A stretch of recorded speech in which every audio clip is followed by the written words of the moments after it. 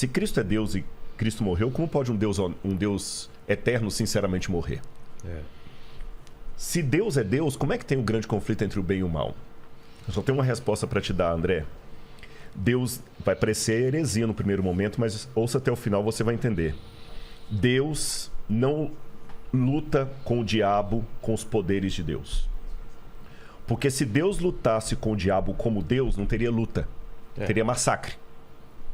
O próprio fato de ter um grande conflito entre o bem e o mal significa que Deus não luta com as armas de Deus. Ele luta com o caráter de Deus. Porque quando começou a rebelião no céu, que se estendeu para o planeta Terra, a grande acusação é que Deus era um déspota, que ele nos obrigava. E quando o diabo nos acusa, não é só acusar os nossos pecados, como muita gente pensa, não. Ele nos reclama para ele. E como no caso do livro de Jó, que ele falou o seguinte: Jó está te servindo porque o Senhor compra Jó, tira os bens dele, eu quero ver se te segue. Deus deixou Jó sofrer para mostrar para o universo que Deus não obriga, Deus não é um ditador. E no final das contas, o bem vai vencer o mal, não com superpoderes de Deus, Marvel, mas sim com o caráter de Deus. Porque Jesus, por exemplo, venceu o mal quando ele estava mais fragilizado, na cruz do Calvário. E tem um texto, André, que você deve depois procurar a Bíblia para ler, Filipenses 2, verso 5, que para mim é uma das teologias, lembra que eu falei de cristologia, uma das mais bonitas, que é a teologia do esvaziamento. Paulo fala o seguinte: tenham em vocês o mesmo sentimento que houve também em Cristo Jesus.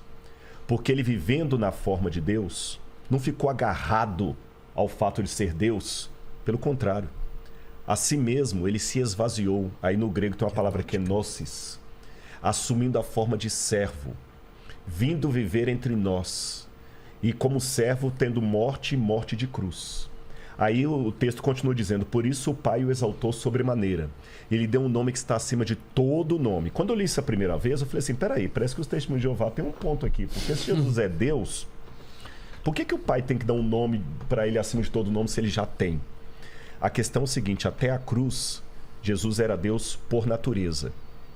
Mas com o que ele fez na cruz do Calvário, ele é Deus por natureza e por honra ao mérito. Ele é Deus e merece ser Deus. Se tivesse vaga para Deus no universo, o único ser capaz moralmente é Jesus.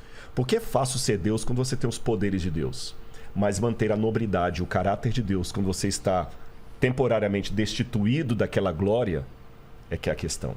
E ele venceu com a fraqueza. Ele venceu com o caráter.